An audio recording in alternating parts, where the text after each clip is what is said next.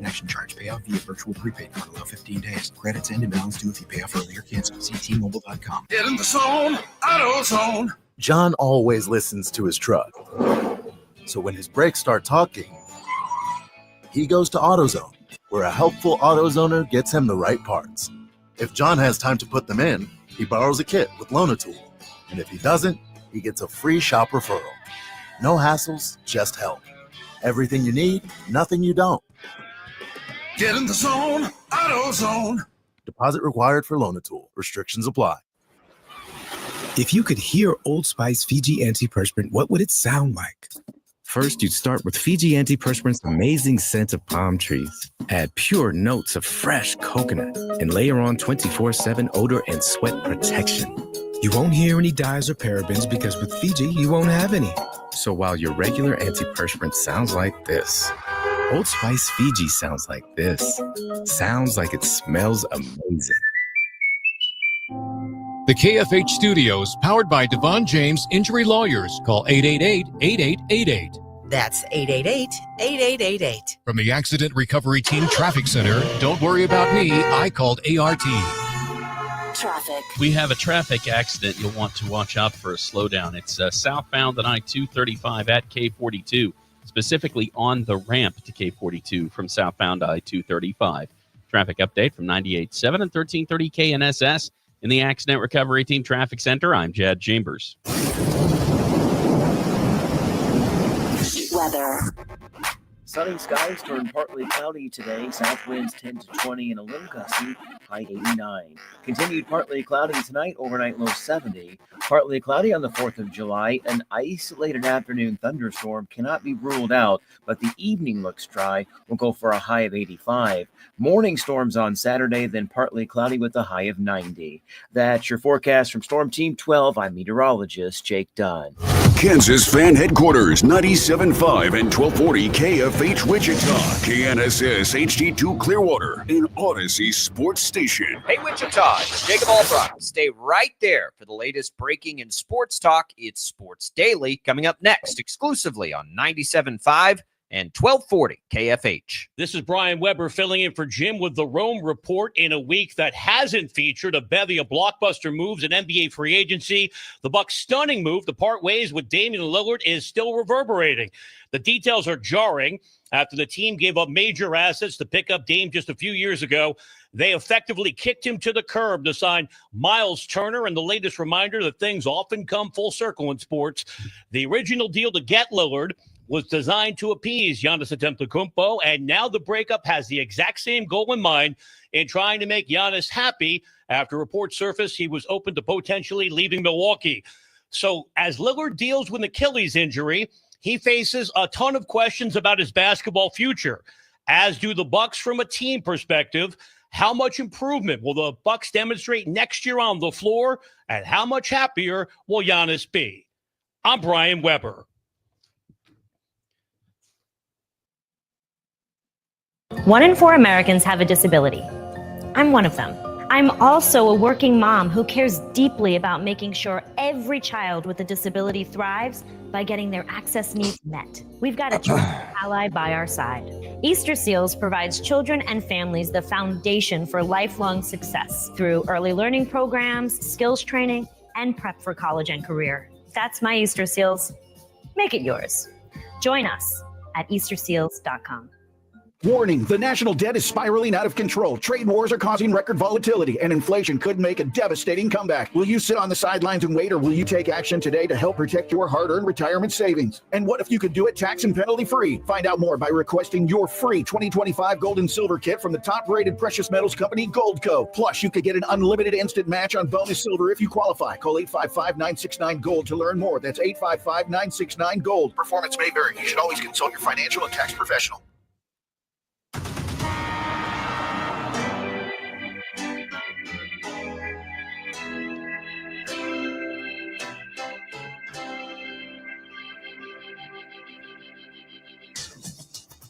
Now, from Wichita's most listened to sports radio, 97.5 and 1240 KFH. This is Sports Daily with Jacob Albrock and Tommy Kester.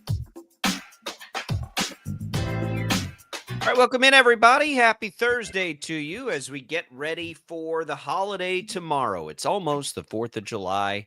You got one more day to get through here, and you can hang out with us this morning to help you do it. Thanks for tuning in here on KFH. Thanks for watching us on our video streams, which are available to you lots of places. 12 News Connected, Facebook, YouTube, X. You can comment in all those places. You can reach out to us directly on those platforms, and we get those comments over the air. We can also take your voice messages through the Odyssey app, which is always a great way to tune into the show if you're not around your radio, but have your smartphone handy. Just download the Odyssey app, download the show if you have to leave us at any point today. Glad to be here with you. We will, of course, talk about the Royals. Disappointing, tough loss last night. They almost had it, couldn't get it, almost came back, couldn't get it, and now they really need to split that series in Seattle. We get the MLB All-Star rosters coming out, some NBA news, and our buddy Tim Fitzgerald, our K-State insider, will join us later on in the show. It's all What's on Tap, brought to you by the Wichita Brewing Company. WBC celebrates the 4th with $4 beers from July 2nd through July 6th at all 3 brew pubs. A great idea if you're entertaining anyone from out of town. Wichita Brewing Company, $4 beers July 2nd through the 6th. Tommy, good morning. How are you? Tired this morning. I was out a little too late last night. And it was a random Wednesday night, going out and hanging out a little bit with you and a couple other buddies. And I'm paying the price this morning. I'm not going to lie about it. Make some sad choices, as my son's preschool teacher used to say. Yeah, there are no bad choices. There are just sad choices. Yeah. I'm good. I'm a little tired. I feel fine. I'm not, like hungover or anything. Just a little. I could have used another couple hours of sleep. You always use a couple hours of sleep. The problem for me was that was all fine and good. It was staying up to see if the Royals were going to get a comeback or not. Yeah. And they did not. And they almost did. They probably blew their opportunity in the 8th and then couldn't get it in the 9th. Man, that was a tough loss. We'll get into that as we make our way through. We got the All-Star rosters. The starters, anyway, are out. We will get the reserves and all of that here pretty soon. I haven't even seen the date those are released yet. Sunday. They'll come out Sunday. So we have some of that we can get into. Interesting things happening in the NBA still here in that offseason. Dame's on the move, man. I don't know what the Bucks are doing here. I guess they're just doing everything they can to keep Giannis. And the Lakers get a big man. Is that enough for LeBron to keep him around? I don't know. I heard who was on yesterday. Now here on the Infinity Sports Network, and they were predicting he'd be gone. I think it was Rich Eisen predicting he wouldn't be a Laker. I don't know what I think. I still think he's going to be a Laker.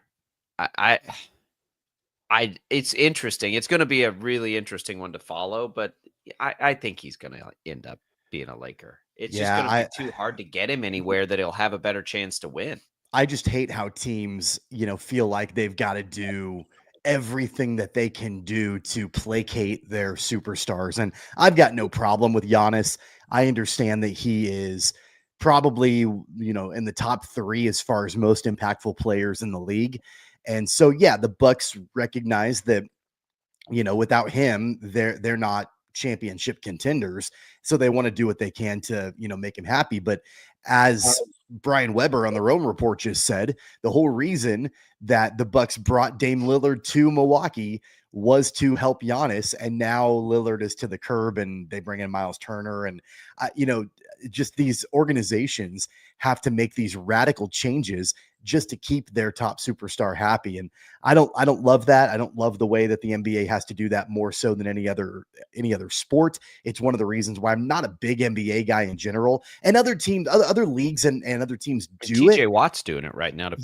But not at the same kind of extent and the frequency that we see this happen all the time in the NBA. But it's what's going on right now with Giannis and the Bucks and LeBron to, I would say, a lesser degree with LeBron and the Lakers.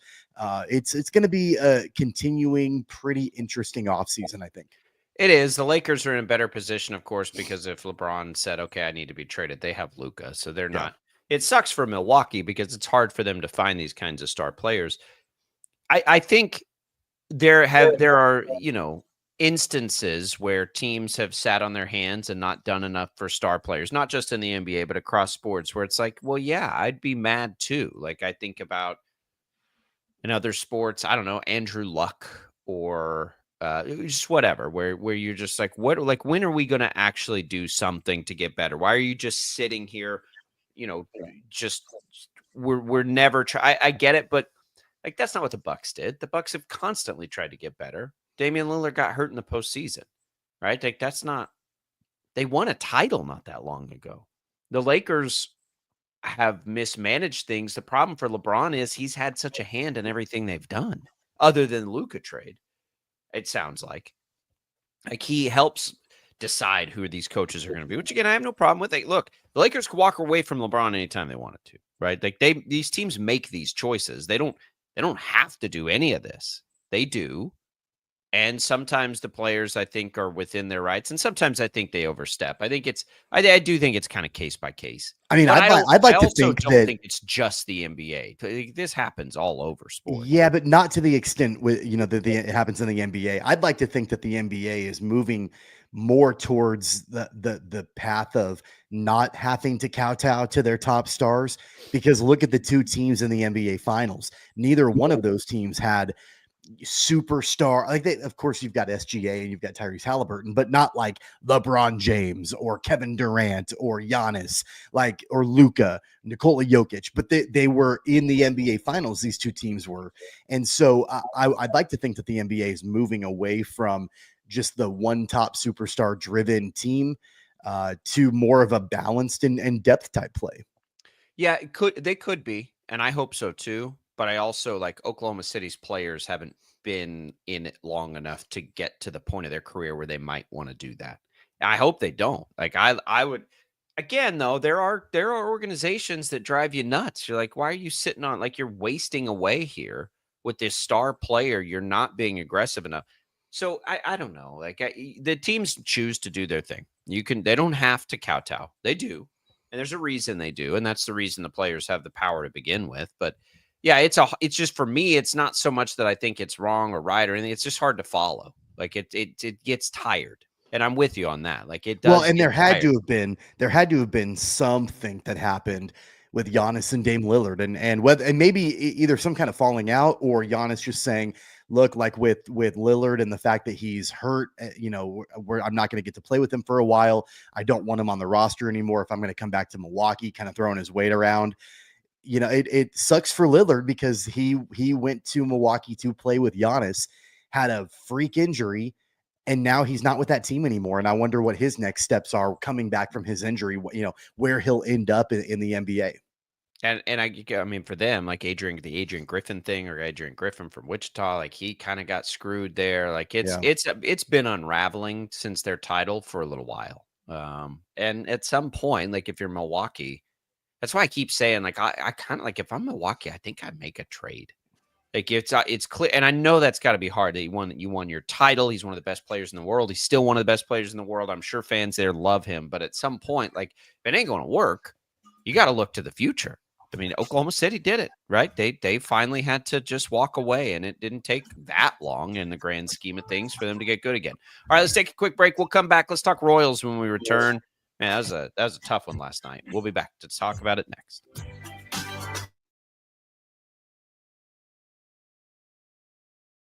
Lightning, hail, tornadoes, flooding. It's the worst of severe weather, and it's coming. Spring brings warmer temperatures, but also dangerous weather conditions. Stay up to date day or night with the Storm Team 12 weather app. You'll get accurate forecasts, so you can plan ahead and stay safe, no matter the weather. Download the Storm Team 12 weather app, brought to you by Stutzman's Greenhouse. The future of television has arrived. Next Gen TV is here with stunning video, movie theater quality sound, enhanced voice clarity, and interactive features, all upgradable for the future. Learn more at watchnextgentv.com. Sometimes people tell us, I don't get it, it's just tea. But let me tell you, we are so much more than just tea. With 20 plus flavors of sweet and unsweet iced tea, the possibilities are endless. Come on in and try them all for free to find your favorite or get us on the go for your busy lifestyle. And don't miss happy hour every day. So the next time someone tells you it's just tea, tell them to come by and find out why we say drink tea, be happy. They're not just the canvas of our imagination. They tell a story. Clouds affect the events of your day. Sometimes they growl, sometimes they inspire, but they're always the messengers of nature's mood, written in the sky. Storm Team 12 understands the language of clouds. We're dedicated to decoding their message so you know what to expect. Behind every cloud, there is a story waiting to be told. Trust Ross Jansen and Storm Team 12, alerting you first to the impact on your life. Jim Rome here, lighting up your afternoons on The Jim Rome Show. Catch me starting at 2 on Wichita's #1 sports radio, Kansas Fan Headquarters, 97.5 and 1240 KFH.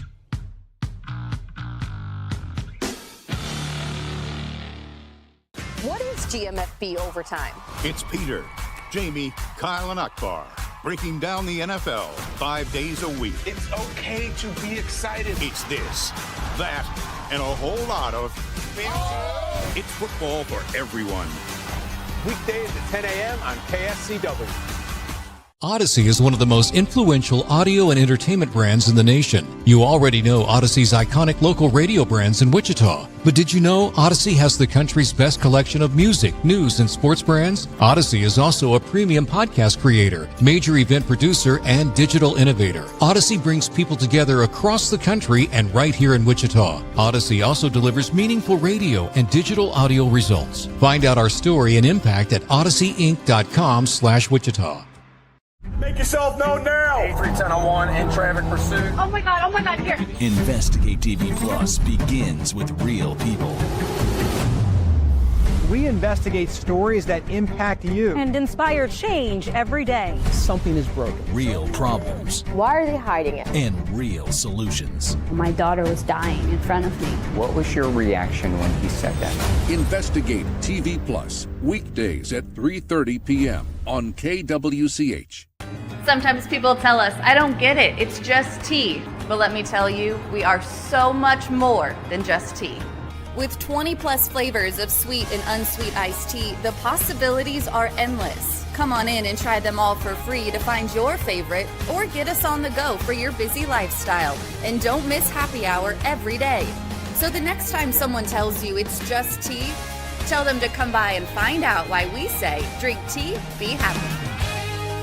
Mornings are busy. We're here to make your mornings better. We report the stories that affect you. 3 more hospitalized from contaminated apple juice just a day after the FDA issued a recall.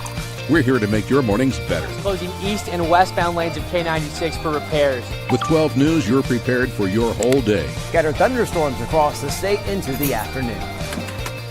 Stay a step ahead with 12 News this morning on KWCH and KSCW.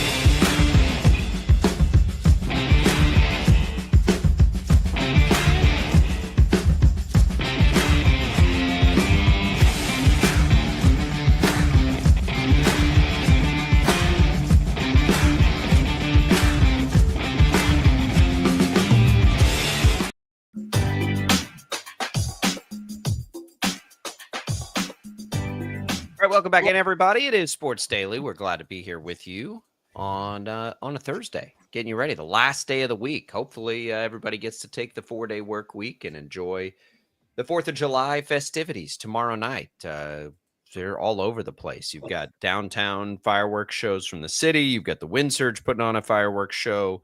We'll be out in East Wichita, Crestview Country Club's fireworks show. That's become kind of our family's tradition out there. They put on an incredible show. That day consists of a lot of time at a big pool party out at Crestview, Tommy, and then it wraps up in the evening with a fireworks show at Crestview Country Club. We love our partnership with them, but that was happening even before that. It's a good day out there. I'll just say that. Yeah, it's one of my favorite times to be out at Crestview. Just with a lot of years I've played golf in the morning, and it's usually pretty busy out on the golf courses, but a lot of fun. And then going to the pool and enjoying the pool party. I think DJ Carbon is going to be playing music out at the pool, and then for the fireworks and all of that, and then they do a big cookout, barbecue, and snow cone shop, and all these different things, and the huge fireworks show out at the club. So it's always one of my favorite times. Yeah, and if you're out and you're about and you're on those fireworks shows and you want to tune in here to Infinity Sports Network, I'll be on there. Call in. It'll be an interesting shift. I don't think I've done a July 4th shift there, as I've done a lot of those holidays, but that'll be a good one. Hope everybody has a safe and happy holiday. The summer concert series that is on Fridays this time of year at the Capitol Federer Amphitheater in Andover will not be tomorrow, but return next Friday on July 11th with Jet City Live on stage. Gates open at 6:30. Show starts at 8. Enjoy free live music, food trucks, Friday night fun all summer long. Full schedule at kfhradio.com. All right, Tommy, let's hit the Royals from last night. Boy, it was, they had that 1-0 lead. They couldn't hang on. The bullpen, which was great the night before, couldn't give them what they needed to. It's Zerpa and Schreiber, but Zerpa mostly again here. And they were trying to bridge it to get to the point they needed to get. Noah Cameron's pulled after 4 2/3. He continues to have a little bit of a shorter leash. As he was, he had been shaky lately, but at 80 pitches, he was looking good last night. I don't know about that call.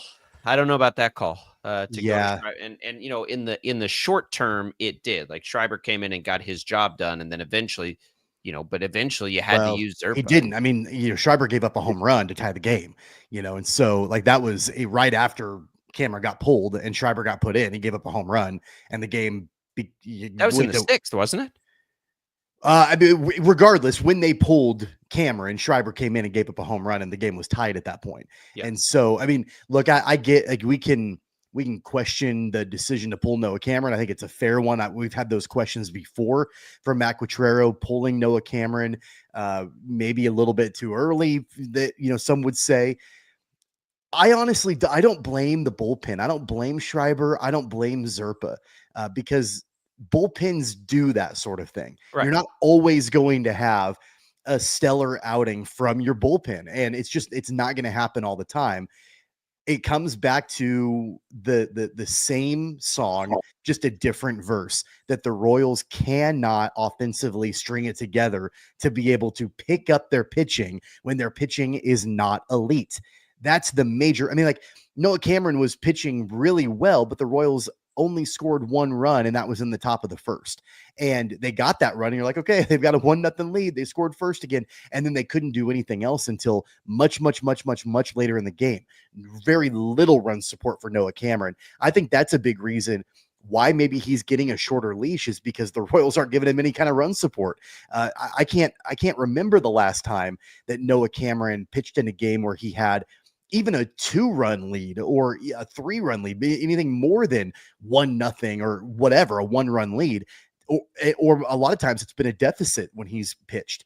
And so I've got a major, we continue to have a major issue with that. And the fact that the Royals cannot string together offense enough to be able to pick it up when their pitching is not getting the job done at 100%. Yeah. And Caglione wasted a couple opportunities a couple of different times. I don't know, but there's not a whole lot you can do there with that, except let him keep working through it. You can't.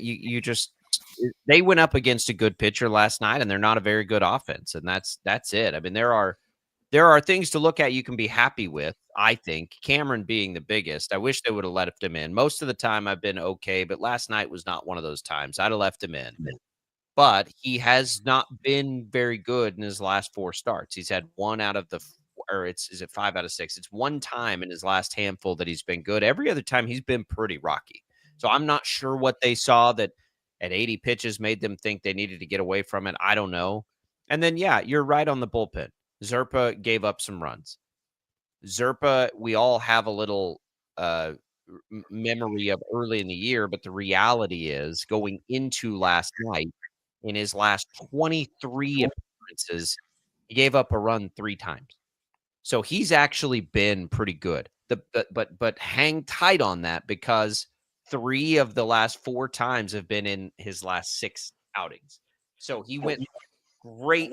Now in 4 of his last 6, he's given up runs too. So there's nuance here, and it's tough for Quatraro because of the offense. Like you said, like you just can't make any mistakes with your decisions because you're getting no cushion for error at all. Yeah, I mean, they're walking a tightrope and playing with fire. They do it all the time. They've done it all season long. And it's one thing when they're pitching, and I'm talking about the entire pitching staff, their rotation and their bullpen are both pitching at the very top of their games, and they're not making mistakes. And you've got your starters that are going into the 6th or 7th inning and not giving up any runs and turning it over to the back end of the bullpen, or even when they need to bridge it to the back end of the bullpen, they're getting those guys, the middle relievers, are getting the job done and turning things over to Ursig and Estevez. But there's no room for error, as you mentioned, at all, because they have not been able to show that they can put up any kind of run support for these guys. And middle relievers, whether you're talking about Schreiber or Zerpa or middle relievers in general across Major League Baseball, are not perfect. They're not. If they were much more nails, then they would be in the back end of the bullpen for whatever team they pitch for. Like a guy that comes in the 5th or 6th inning, if he was just stellar every single time out, you probably wouldn't see him in the 5th or 6th inning. You'd probably see him in the 8th or 9th. And so you just have to kind of understand that when you go to middle relievers, that they're not going to be perfect. That they're not your most elite arms out of the pen, by and large. There are exceptions to that, but usually that's not the case. I don't blame, like I mentioned, I don't blame Schreiber or Zerpa for the fact that the Royals lost last night. It's the fact that the offense could not, and they've not been able to do it all season long. They're rarely able to pick up their pitching when their pitching is not perfect. And that's the major issue right there for Kansas City, and a huge flaw for them. I think what makes this game last night just a backbreaker and so crushing for the Royals is that now their best bet, their best outcome in this series is a series split, and they end up exactly where they were to start it, against a team that they're chasing in the wild card race. They're not able to gain any ground on Seattle in the wild card race. And that's what last night's game, that they needed that one to be able to have an opportunity to play tonight and end that 4-game set, gaining ground on the Mariners in the wild card race. And they're not going to be able to do that. Their best case scenario is that they end this 4-game set exactly where they started it, which is much better than ending up 6.5 games back. It is, but it's an opportunity that's squandered. Oh, absolutely. It's squandered. This was a good opportunity for them. And the other bad news, if you're a Royals fan, is they go up against another really good pitcher tonight. Wu has been fantastic. Like Gilbert is fantastic, and not Gilbert. I keep saying Gilbert. Last night it was not Gilbert. It was the other one that I always get. Oh no, it was Gilbert. Yeah, and Gilbert, Kirby is who they play in the other one. Gilbert's generally really good. Kirby's getting better. It's just Seattle can pitch, and that's a nightmare for the Royals, is to go up against good pitching, because they can't hit anyway. And now they got to try. They got to try. If they don't, 6.5 games back. You've got at 6.5 games back, you will have 5 teams ahead of you just to get into the 3rd spot, right? So there's a lot. I mean, there's as much pressure on this single game as there has been all year for any single game for the Royals. It is heavy for them tonight. And I'll tell you right now, tonight's game, I don't care who's pitching for the Royals. If they go to the bullpen at whatever point in the game, whoever they end up throwing from start to finish in this game tonight, I do not want to see Randy Arozarena get a single pitch in this game. Like, that dude is just insane. He's been on fire this series. Yeah. And I'm in my head internally. You and I are hanging out last night. The game's on in the background, and I didn't verbally express it, but internally I'm screaming when Arozarena hits that home run. Stop pitching to him. Like, right now, at least in this series, do not give him anything to hit, because if you do, he's going to put it over the outfield fence. going to make you pay. It's going to make you pay. It's an extra late night game tonight, too. 9 o'clock start. We've had 8:40s, which have been a little more bearable. 9 o'clock tonight. So here's something else that's sort of happening. If you look at the wild card standings right now, you're starting to see a little bit of the separation. I think what's really interesting is, and let me look and see if this is happening in the National League too. It is. So in both the American League and the National League, and this is not good news if you're a Royals fan. In both leagues now, what you're seeing, and it's been this way, it looks like in the National League, but in the American League especially, it like run differential. We talk about run differential, and there can be outliers in run differential, but generally speaking, it's a good bird's eye way to know how good or bad a team is. Have you basically scored more runs than you've allowed all year? The teams in the green are now almost, with the exception of Boston, who is sort of, I feel like they're kind of an outlier because they're kind of raising the white flag to some degree. But otherwise, all the teams with a positive run differential are climbing to the top, and all the teams with a negative run differential are making their way down. And those little outliers are starting to sort themselves out. Well, the Royals have a negative run differential this year. And unless something wakes up with the offense, it's just that I don't think it can happen. Like there's not going to be any way unless these guys that they have currently do something they haven't done all of this year and even at the end of last year. And so it's starting to loom really, really large on the Royals. Well, and I think the word that you used a few minutes ago was the word cushion. And there are rarely opportunities for the Royals to have any kind of cushion. And by that, we mean a lead of substance. You go back to Tuesday night's game for the Royals, and they get out to an early lead, and then they're able to actually score some runs, and the Mariners chip into that a little bit. And I'm like, man, there goes that cushion that the Royals had. They had it for a little while, and then it kind of went away. And they were able to hang on and win, and they got a good and much needed insurance run late in the game. So it was a little bit of a cushion for the Royals. But those situations are few and far between. They don't happen frequently for the Royals where you end up with a 3-run win or a 4-run win. Like those, if you go back and look, especially over the last month and a half, off the top of my head, I'm thinking of like maybe 2 or 3 games where they've actually been able to win with a relatively large cushion. And by that, a couple of runs. It's either they're losing or they're winning by the skin of their teeth. And when they were going through that hot streak at the beginning of the season, they didn't have any cushion then either, but they were winning those games by the skin of their teeth. They were finding ways to get it done and make it happen on the backs of their pitching. The pitching has come back down to earth, and we have not seen the offense come alive. And so that's where that run differential comes into play, where, it's not surprising to me whatsoever that the Royals run differential is not positive. It's not good because they're not playing games with any kind of cushion whatsoever. They're not able to win by multiple runs. It rarely happens. Yeah, it just doesn't seem possible right now for them to do what they're going to need to do, right? It doesn't seem possible, but it's not impossible. It's going to take something from the Royals that we haven't seen all season. And that's what makes it difficult for me to be overly optimistic that they're going to be able to pull themselves out of this, because it'd be one thing if we could point at a way that they played earlier in the season and say they did it before, they can do it again. I know they had a hot streak, but it's extremely unlikely that the way that they were 16-4 in those 20 games, that they can replicate that and do it again. Because again, it was on the backs of absolutely incredible starting pitching that they're not going to be able to replicate. Later in the season. Not like that. There's nothing that you can point to previously that can say, look at what they did then. Like they can do that again. They're going to win a bunch of games and get hot. We haven't seen them be able to do anything that I think is able to be replicated later this season. I just have a hard time buying that. There's not. No, they'll have to do something they haven't done all year. It's a good point. What they did, even in that hot streak, was not going to be good enough now. because the offense was just as bad then as it is now. There's like, if you were looking for tangible things, it would be like that would make a massive positive difference over what we've seen.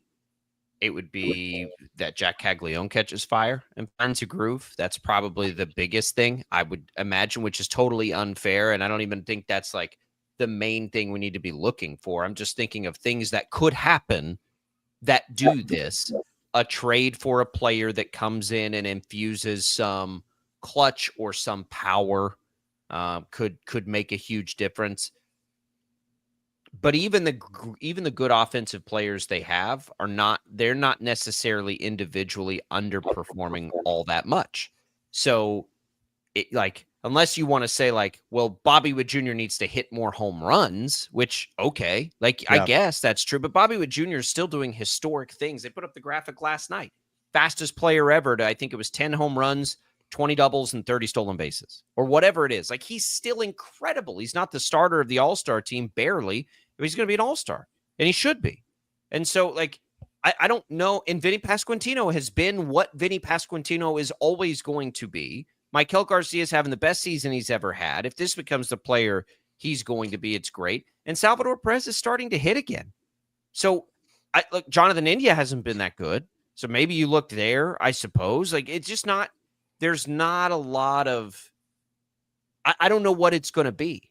I really don't. It's one of the more confusing offenses that is so nuanced to the struggles that I don't think we could ever. I've seen stuff about how they struggle hitting fastballs. I mean, we're talking like stuff that's not going to change in the middle of a season. Like, you'd have to go like foundational and change some of this stuff and change approaches in the off season and all of those things. But to just have it be better this year is really hard. It's hard to find where that's even possible. I think it's fair. I think it's fair to say that it's collective. It's not individual, it's collective. And I'm beating a dead horse here a little bit because I brought it up before. Make a change with your hitting coach. If it has to do with your approaches, if it has to do collectively, that's really not going to change even if you did. Yeah, but it's going to send a message. It's going to make a statement. You know, it's trying to continue to do the same things and keep thinking eventually it's going to turn around. If we keep trying, if we keep pushing, it's going to, I think that's fool's gold. Like, if nothing else, send a message, make a change with your hitting coach. And show these guys and show the fan base that what we're doing at the plate is not acceptable. Yeah, I'd have to have a little more vibe in the locker room to know how much. And it may very well be the case. Let's take a quick break. We're right up against it. We'll come back. We got more Sports Daily coming your way.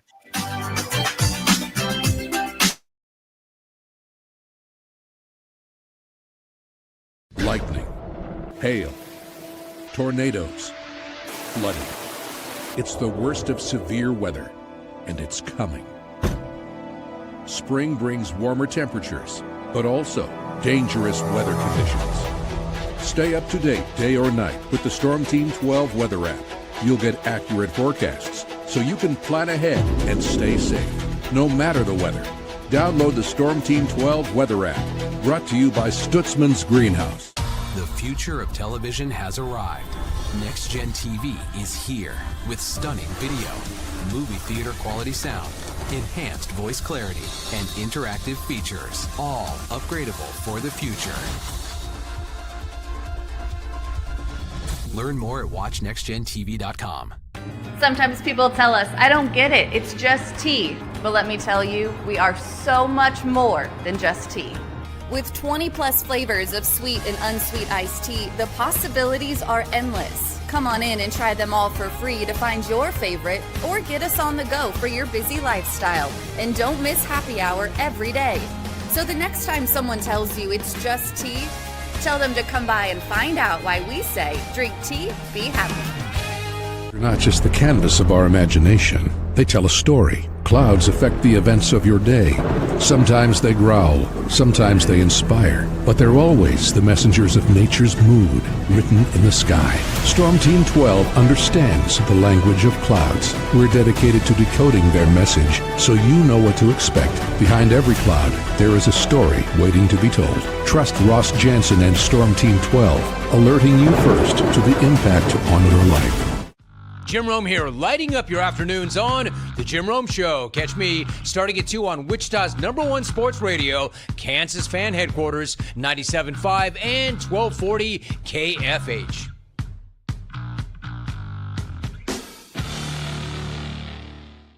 What is GMFB overtime? It's Peter, Jamie, Kyle, and Akbar breaking down the NFL 5 days a week. It's okay to be excited. It's this, that, and a whole lot of It's football for everyone. Weekdays at 10 a.m. on KSCW. Odyssey is one of the most influential audio and entertainment brands in the nation. You already know Odyssey's iconic local radio brands in Wichita. But did you know Odyssey has the country's best collection of music, news, and sports brands? Odyssey is also a premium podcast creator, major event producer, and digital innovator. Odyssey brings people together across the country and right here in Wichita. Odyssey also delivers meaningful radio and digital audio results. Find out our story and impact at odysseyinc.com/Wichita. Make yourself known now. 83101 in traffic pursuit. Oh my God, here. Investigate TV Plus begins with real people. We investigate stories that impact you. And inspire change every day. Something is broken. Real problems. Why are they hiding it? And real solutions. My daughter was dying in front of me. What was your reaction when he said that? Investigate TV Plus, weekdays at 3:30 p.m. on KWCH. Sometimes people tell us, I don't get it, it's just tea. But let me tell you, we are so much more than just tea. With 20 plus flavors of sweet and unsweet iced tea, the possibilities are endless. Come on in and try them all for free to find your favorite or get us on the go for your busy lifestyle. And don't miss happy hour every day. So the next time someone tells you it's just tea, tell them to come by and find out why we say, drink tea, be happy.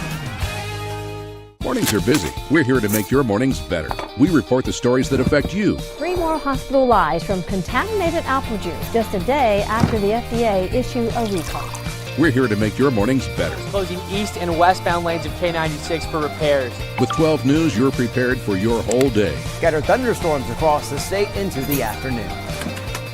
Stay a step ahead with 12 News this morning on KWCH and KSCW.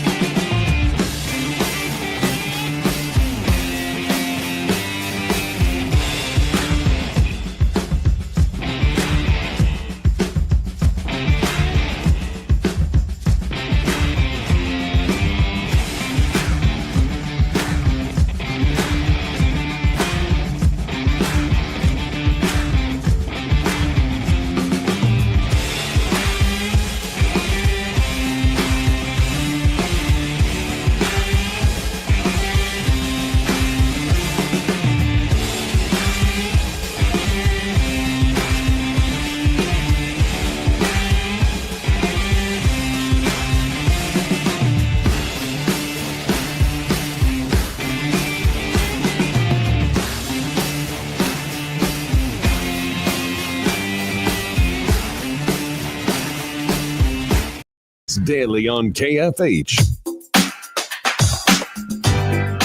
All right, welcome back in, everybody. It is Thursday, July 3rd. We will not have a show on Friday. That means, Tommy, we are going to slide up our Friday fit.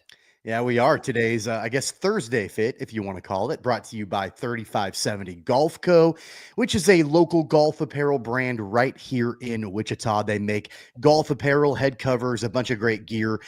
If you're a golfer or you just like looking good, and a lot of their apparel has themes of this part of the country, the heartland, the Midwest.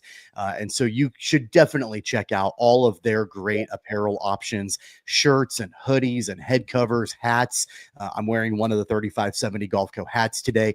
They also just introduced women's clothing as well. So if you've got a lady that's looking for some pretty sharp looking golf apparel, you can check out everything they've got on their website, 35x70golfco.com.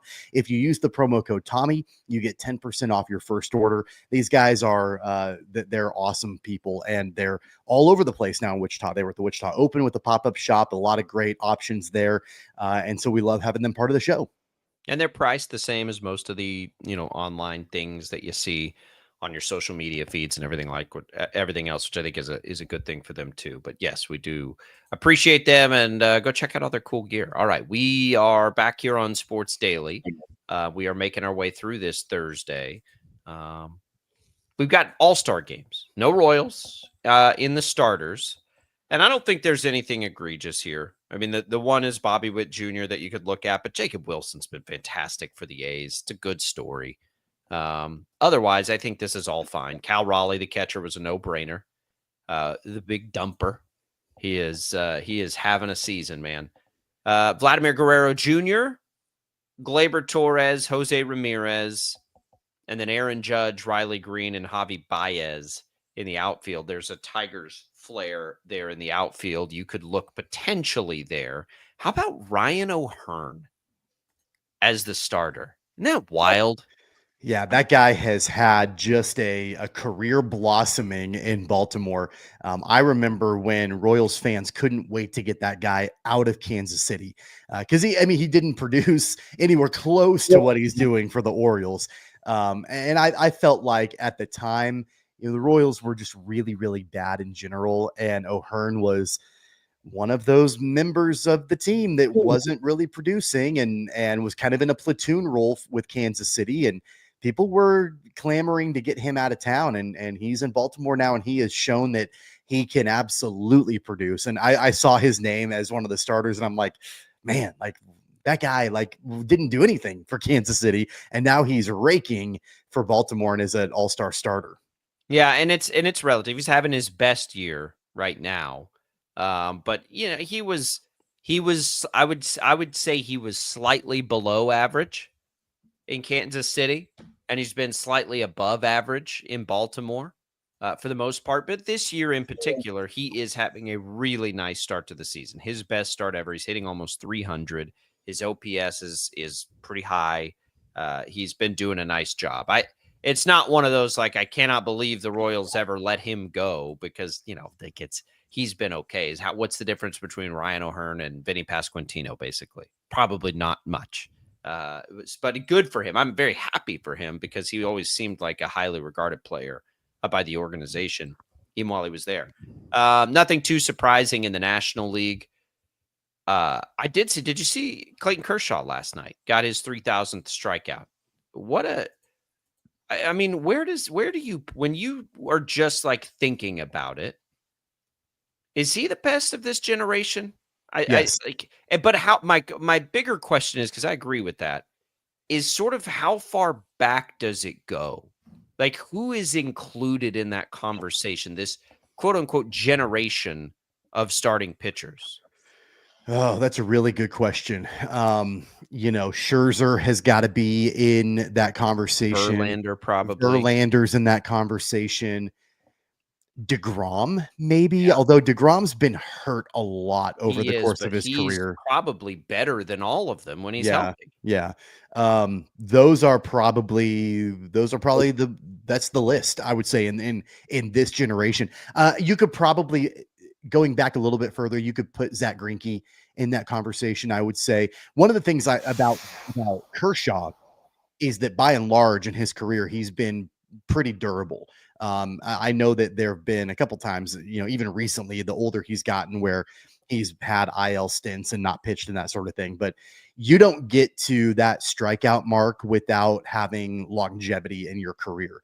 I mean, there's a reason why there's only a handful of pitchers and none in the last 25 years that have accomplished what Kershaw has, because pitchers, their shelf life does not last nearly as long nowadays as it used to. And so it's much rarer to see what Clayton Kershaw is doing and has done than 25, 30, 40 years ago. So I think it makes it that much more impressive. I'll give you a couple more just to sort of go through who's like still doing it. Verlander is your longevity play. Like, he's the guy that's been able to pile it up because he's been durable. He's been around forever. He's got 2 more seasons than Kershaw, and he's got, quite a few more innings pitched, whatever. Scherzer, on like a per season basis, is even a better strikeout artist probably than Kershaw, righty lefty, right? So I think those are the other 2 mostly in the conversation. I would say Greinke is not this generation. I would classify Greinke as the last generation. Chris Sale is way up there, if you can believe that. Yeah. And he's only had 15 seasons. So he could still enter and I don't know that we've ever really thought of Chris Sale in the same light we've thought of Clayton Kershaw. But the reality is, I'm just looking at strikeouts. Kershaw is so good at everything, right? He's not necessarily just a strikeout guy. But other guys that are of interest, I think. So if it's Kershaw, Scherzer, and Verlander of the old guys, I think that's the correct grouping. I think DeGrom is the outlier because he's 37, but he's been hurt so much. But just on a per season basis, he honestly might be better than all of them. And then that next generation gets really interesting. Like Garrett Cole's in there probably, and I know he's hurt right now. I think you got to put Zach Wheeler at this point in there with what he's done in the last few years. Corbin Burns, I think you probably put him in. Yeah. Yep. Corbin Burns is up there. There are a lot of strikeout guys that you would never think of that way either, of the younger ones, like Kevin Gossman. Anybody thinking of Kevin Gossman that way? He's pretty good, but like we're not, he's been around forever, and he's only pitched 13 seasons. Yeah. He's only, which is a long time. But when we're talking about some of these dudes who are getting up to like 18 and 20 seasons, like Charlie Morton, has been around for 18 seasons. Morton, I think, isn't Charlie Morton older than you and I? That's always been the benchmark. He's older than he's 4 years older than Clayton Kershaw. That's always been the benchmark for me. On a side note, in any kind of sports, when I'm looking at players, like, are they older than me? Are they younger than me? And of course, the older I get, the harder that is to accomplish. So I always tip my cap at this point in my life. I'm 39. For players that are older than me that are still doing it. And Charlie Morton is a guy that, I mean, he has been absolutely terrible for the Orioles this year. But before that, he had a couple of pretty good seasons for the Braves, and I know they really appreciated him. He's been around the league forever. So let's go to WAR then next. Verlander, if you go by WAR, Verlander is the highest, followed by Kershaw. And then Scherzer. So those are your 3. Those are your 3 modern day Hall of Famers. Yeah, how about this? We were talking about DeGrom. DeGrom is the next guy on the list with all the injuries. And remember, you got to like play to acquire WAR. He's next on the list with all of the injuries he's had and everything else. He is that high. I think that's why teams have still coveted him, even though they know he comes with a pretty large injury risk. It's a risk reward type thing for these teams to have DeGrom on their roster when he's healthy. The WAR is outstanding. He's pitching out of his mind better, this year. He's better when healthy than anybody else in Major League Baseball. I think you could make the case for it. I do. I mean, he's been really, really, really good this year. 2.13 ERA for the Rangers. He's so good when he's fun to watch too. Didn't he almost had a no-hitter, didn't he? Just a couple weeks ago, or however long ago? Not too long ago. Yeah. But I don't also want to take anything away from Garrett Cole, who we've sort of forgotten about. Garrett Cole, Tommy, is 3 years younger than DeGrom and almost has matched his WAR. So he's dealing with the injury now, but he's a guy that absolutely, if he's able to recover and go another 5-6 years, is going to be in a Hall of Fame conversation.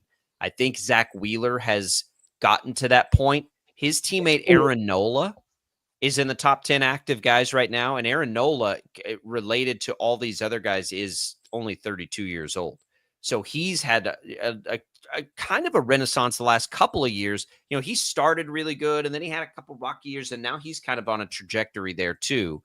I think they've got a chance. Darvish, there was a guy, I guess, in the last couple of days who's famously come up with a Hall of Pretty Good for baseball, which has created all kinds of fun, like online debate and everything. That's probably where Darvish would end up. I saw somebody call it the Hall of Fine, not the Hall of Fame, the Hall of Fine. Yeah, it's all fine. But I would say, like, Darvish is better than fine. Darvish had a really nice major league career, but he's 38 years old, so he's never going to get there. So if we're looking at the maybe Hall of Famers, Verlander, Kershaw, and Scherzer will be yeses. I think DeGrom will be a yes.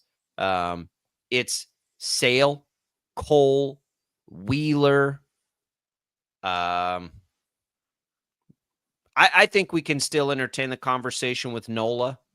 And that's probably it of that next rung. And then there's younger guys, of course, who absolutely could get into the mix. But of that next wave after those three old dogs get there, those are kind of the guys. It's so weird. Pitchers in Hall of Fame is so weird now because of the way that they're used. Like, you can't, even more than any other position in baseball, like, you just can't compare it to what it used to be. Like, you can't, there's no benchmark for it. Let's real quick before we take a break. Dave, you've been holding there. I just saw it. Dave, welcome in. You got about 90 seconds here. What's on your mind?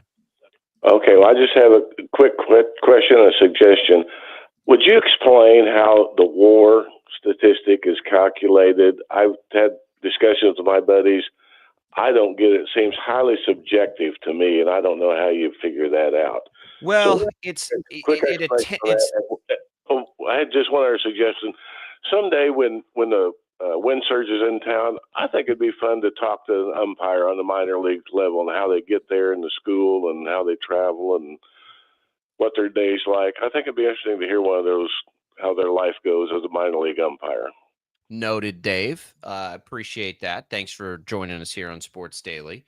I'll listen off there about the WAR conversation. Yeah, Thank so you. WAR,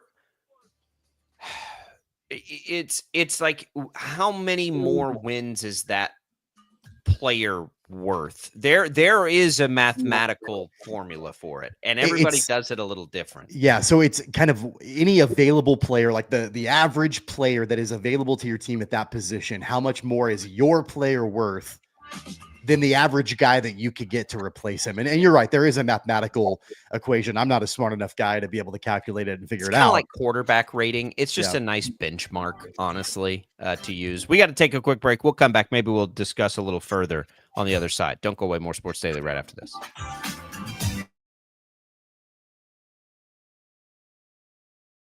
Lightning, hail, tornadoes, flooding. It's the worst of severe weather, and it's coming. Spring brings warmer temperatures, but also dangerous weather conditions. Stay up to date day or night with the Storm Team 12 weather app. You'll get accurate forecasts, so you can plan ahead and stay safe, no matter the weather. Download the Storm Team 12 weather app, brought to you by Stutzman's Greenhouse. The future of television has arrived.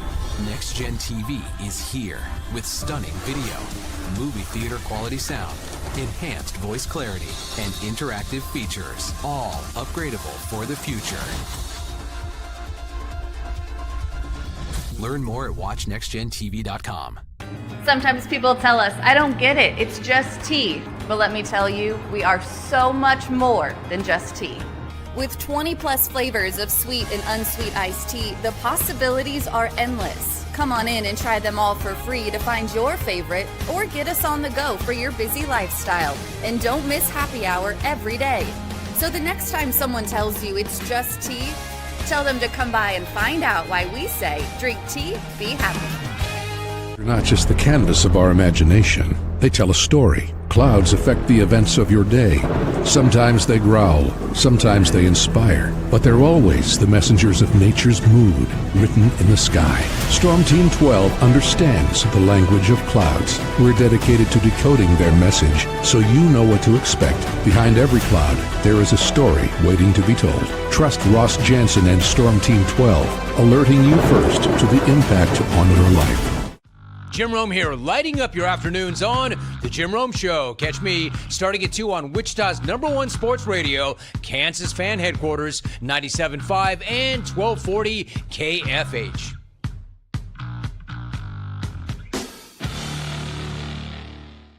What is GMFB overtime? It's Peter, Jamie, Kyle, and Akbar breaking down the NFL 5 days a week. It's okay to be excited. It's this, that, and a whole lot of fantasy. It's football for everyone. Weekdays at 10 a.m. on KSCW. Odyssey is one of the most influential audio and entertainment brands in the nation. You already know Odyssey's iconic local radio brands in Wichita. But did you know Odyssey has the country's best collection of music, news, and sports brands? Odyssey is also a premium podcast creator, major event producer, and digital innovator. Odyssey brings people together across the country and right here in Wichita. Odyssey also delivers meaningful radio and digital audio results. Find out our story and impact at odysseyinc.com/Wichita. Make yourself known now. 83101 in traffic pursuit. Oh my God, here. Investigate TV Plus begins with real people.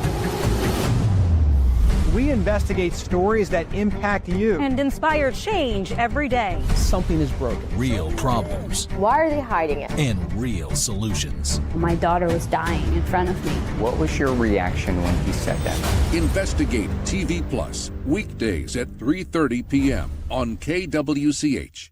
Sometimes people tell us, I don't get it, it's just tea. But let me tell you, we are so much more than just tea. With 20 plus flavors of sweet and unsweet iced tea, the possibilities are endless. Come on in and try them all for free to find your favorite or get us on the go for your busy lifestyle. And don't miss happy hour every day. So the next time someone tells you it's just tea, tell them to come by and find out why we say, drink tea, be happy. Mornings are busy. We're here to make your mornings better. We report the stories that affect you. 3 more hospitalized from contaminated apple juice just a day after the FDA issued a recall. We're here to make your mornings better. Closing east and westbound lanes of K96 for repairs. With 12 News, you're prepared for your whole day. Scattered thunderstorms across the state into the afternoon. Stay a step ahead with 12 News this morning on KWCH and KSCW.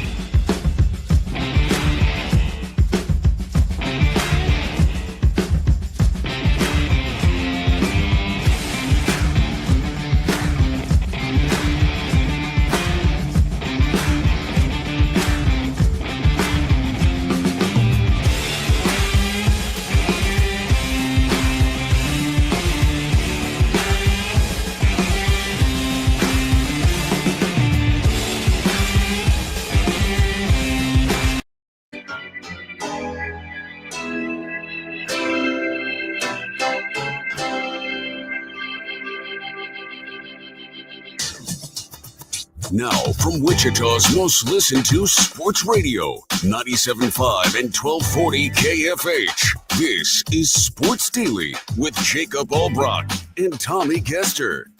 All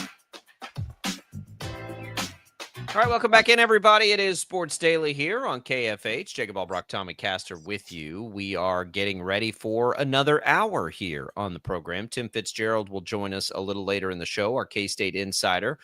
Could jump back to the Royals. We may bounce around the headlines a little bit. Start talking a little football. We'll dig in. We've talked a lot of Chiefs, but maybe it's time for us to look at some teams and some win totals and some bets and some things that we haven't really done yet this offseason as we make our way into training camps. But we've got it in store for you. Your ways to get in touch with the program or to call 869-1240. That is one way. You can also get in touch with us through our video streams. You can message us through Facebook, YouTube, or X. You can send us direct tweets or X's on the X platform, or you can watch us here on 12 News Connected and get in touch with us. Also on the Odyssey app, where you can leave us voice messages. It's all available for you. It's all what's on tap, brought to you by the Wichita Brewing Company, which is offering for the rest of this week $4 beers from July 2nd through the 6th. It's celebrating the 4th with Wichita Brewing Company, all three brew pubs. A great idea for entertaining out-of-town visitors. Wichita Brewing Company, $4 beers on every day now until July 6th. I talked to my wife. We're going to get in there at some point over the next few days. For us, this is like, we're going to be eating out a lot over the next few days. I was like, well, we got to get into Wichita Brewing Company. I did $4 beers and some pizza. Bring it. We appreciate them. All right. Tommy, we can continue that conversation. So caller Dave asked us right before, how is WAR calculated? WAR is like, it's kind of like quarterback rating. I think it's a nice tool. I think it's good when we're trying to compare generational stuff. Like if we're having the discussions on, all time or comparing one versus the other. But I don't think it's everything. I still think there are values in a lot of the numbers, a set number of home runs. And I know that makes like real analytical people roll their eyes a little bit, but you have to be able to like have fun and be nostalgic with some of this stuff too. Like getting to 3,000 strikeouts means a lot more than having 2,999 strikeouts last night for Clayton Kershaw. Yeah, it's a milestone. No doubt about it for Clayton Kershaw. I know this is oversimplifying WAR, and I know this is not the way that they calculate it, but the best way for me to wrap my head around it is if let's just take the catcher position, for example. If you take all of the catchers in Major League Baseball, all of the starting catchers, and you average out everybody's production. So you've got the average batting average, the average home runs, average hits, average RBIs, all of that. How does your player, the one that you had that you're trying to measure this statistic against, how does he, how are his stats reflected compared to the average of everybody doing it in the league at that moment? And again, I know that's not exactly the calculation. I know that's not the way that they calculate it, but that for my simple mind, that's kind of how I wrap my head around wins above replacement, because at that point, you're basically comparing an individual player against the benchmark of his peers at that position that play that position, regularly, like the guy that you're comparing him against. Yeah, it can be like, there are people that take it more literal, which is fine. It's like, how many wins is that player worth? Like, how many wins is that player adding to your total win total by the end of the year? There are people that really do like take that very literally. I don't think you have to think of it that way, though. The best thing I can ever say is think about it like quarterback rating. Is it the greatest stat in the history of the world? No, but it generally tells you who good players are. And then you can dig in a little further on your own and take the nuance into it, right? Like now you can take it and be nuanced with why you think X, Y, Z. And because if you're just looking at WAR, you're not considering things like, well, what if a player was hurt? What if a player was on, I think it helps too with players that are on bad teams, really like try to quantify their values because they're on bad teams. They may not have the opportunities for RBIs as much as players on a good team, or to score runs as much as players on a good team. Or maybe they don't have the same kind of protection in the lineup as a player on a good team. Like all of that stuff matters. So it's just one of the tools, I think, when we look at it, but I'm glad it's there. I mean, I'm glad smart people have developed this. Baseball is the most stat-driven sport to me. Like it's the one we pay attention to the stats absolutely the most. And as much as I get annoyed that baseball has always been so resistant to change when it comes to the rules of the game, it does allow us, statistically speaking, to compare things better than the other sports. right? The NFL, you can't compare quarterback numbers right now to what it was 30 years ago. They literally are playing a different sport out there sometimes. Like, it's not even close to the same thing. Baseball's generally been the same, with the exception of the shift ban lately. Like, that's pretty much it. Like, they haven't really changed anything else in 150 years. So WAR is a nice tool. Like, when we look at it, we can legitimately say, like, what was Babe Ruth's WAR? And people can figure that out, and that gives us a pretty good idea. And it's like, okay, that helps understand it. It also helps. We talked about Clayton Kershaw and milestones, but it also helps when you mentioned Babe Ruth, when you are trying to figure out where a certain player stands, not only among his peers, but historically. And WAR, I think, is, a really good benchmark for a player like Aaron Judge when you're comparing him historically against guys like Babe Ruth and Joe DiMaggio and Mickey Mantle and, some of these other all-time greats. How does he stack up? Or even going back to the 90s and early 2000s, how does Aaron Judge stack up from a WAR perspective against players like Barry Bonds and Mark McGwire and Sammy Sosa in the steroid era? And so that, I think that stat has allowed people to be able to quantify a little bit more from a historical perspective through a historical lens. How do players in today's generation, how would they stack up against guys from even 100 years ago? Yeah, I agree. It is, and again, like, you can't really do it, right? How do you compare Joe Namath and Tom Brady? There's not a real good way to do that. Not just because numbers are inflated, they play different amount of games, like all of these things. Like, baseball's our best chance to compare generationally. It's not perfect, obviously. I mean, Babe Ruth got to play in the major leagues of his generation. I would say his WAR, if he played today, probably would be a little bit lower if you took the very same Babe Ruth and planted him in today. But then how do you factor in the fact that Babe Ruth would have access to the tools and, things that players now have access and tools to? So it's impossible anyway, but at least we have it now. We were just having a discussion about, like, who are the guys that are likely going into the Hall of Fame. And you know what the quickest way to sort that through would be is WAR. You just type in active WAR leaders and looky there, the best guys all kind of filter up to the top. So you can just sort of trust it a little bit. Don't, if you're like me, don't worry about the calculation. I mean, I'm glad people came up with it. I'll take the end result, and then I'll let it help me make some calls. Yeah, Clayton Kershaw. Did you see the reaction from his family? It's just so I good. did. I did. So good. I love it. I think why I love it so much. I'm not a Dodgers guy, and I'm not a Clayton Kershaw guy, but what I love it so much is that he is an outlier in the way that pitchers pitch today in 2025.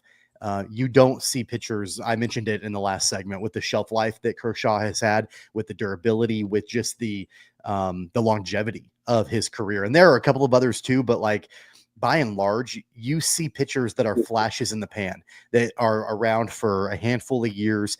They blow their arm out, or they're not used, the way that they should be. And then they don't have a long, prosperous career. And so whenever you see a pitcher in today's game be able to throw the number of strikeouts that he did, hit that milestone, be with the same team for a long time, his entire career, I think that is something to be celebrated. Yeah, it is. He's one of the all-time greats, and I'm glad we have him in the game today. All right, when we come back, let's just take we haven't done this yet, and I'm springing this on you, but it's been on my mind for a while, and I feel like today's probably a pretty good day to do it as we get to Tim Fitzgerald. Yeah.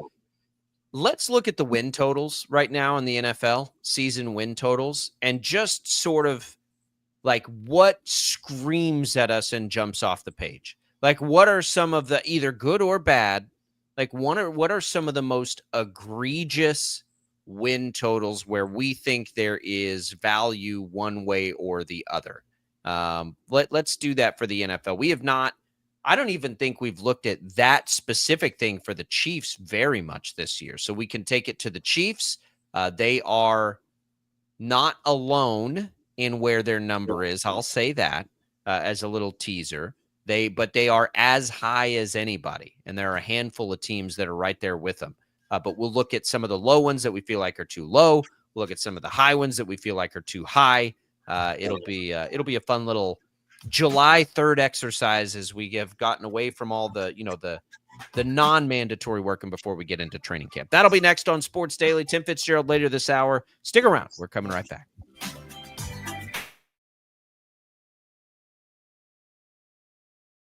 Lightning, hail, tornadoes, flooding. It's the worst of severe weather, and it's coming. Spring brings warmer temperatures, but also dangerous weather conditions. Stay up to date day or night with the Storm Team 12 weather app. You'll get accurate forecasts, so you can plan ahead and stay safe, no matter the weather. Download the Storm Team 12 weather app, brought to you by Stutzman's Greenhouse. The future of television has arrived. Next Gen TV is here with stunning video, movie theater quality sound, enhanced voice clarity, and interactive features, all upgradable for the future. Learn more at watchnextgentv.com. Sometimes people tell us, I don't get it, it's just tea. But let me tell you, we are so much more than just tea. With 20 plus flavors of sweet and unsweet iced tea, the possibilities are endless. Come on in and try them all for free to find your favorite or get us on the go for your busy lifestyle. And don't miss happy hour every day. So the next time someone tells you it's just tea, tell them to come by and find out why we say, drink tea, be happy. They're not just the canvas of our imagination. They tell a story. Clouds affect the events of your day. Sometimes they growl, sometimes they inspire, but they're always the messengers of nature's mood written in the sky. Storm Team 12 understands the language of clouds. We're dedicated to decoding their message so you know what to expect. Behind every cloud, there is a story waiting to be told. Trust Ross Jansen and Storm Team 12, alerting you first to the impact on your life. Jim Rome here, lighting up your afternoons on The Jim Rome Show. Catch me starting at 2 on Wichita's #1 sports radio, Kansas Fan Headquarters, 97.5 and 1240 KFH.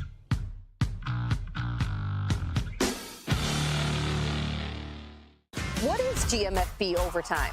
It's Peter, Jamie, Kyle, and Akbar breaking down the NFL 5 days a week. It's okay to be excited. It's this, that, and a whole lot of fantasy. It's football for everyone. Weekdays at 10 a.m. on KSCW. Odyssey is one of the most influential audio and entertainment brands in the nation. You already know Odyssey's iconic local radio brands in Wichita. But did you know Odyssey has the country's best collection of music, news, and sports brands? Odyssey is also a premium podcast creator, major event producer, and digital innovator. Odyssey brings people together across the country and right here in Wichita. Odyssey also delivers meaningful radio and digital audio results. Find out our story and impact at odysseyinc.com/Wichita. Make yourself known now. 83101 in traffic pursuit. Oh my God, here. Investigate TV Plus begins with real people. We investigate stories that impact you and inspire change every day. Something is broken. Real problems. Why are they hiding it? And real solutions. My daughter was dying in front of me. What was your reaction when he said that? Investigate TV Plus, weekdays at 3:30 p.m. on KWCH. Sometimes people tell us, I don't get it, it's just tea. But let me tell you, we are so much more than just tea. With 20 plus flavors of sweet and unsweet iced tea, the possibilities are endless. Come on in and try them all for free to find your favorite or get us on the go for your busy lifestyle. And don't miss happy hour every day. So the next time someone tells you it's just tea, tell them to come by and find out why we say, drink tea, be happy. Mornings are busy. We're here to make your mornings better. We report the stories that affect you. 3 more hospitalized from contaminated apple juice just a day after the FDA issued a recall. We're here to make your mornings better. Closing east and westbound lanes of K96 for repairs. With 12 News, you're prepared for your whole day. Scattered thunderstorms across the state into the afternoon. Stay a step ahead with 12 News this morning on KWCH and KSCW.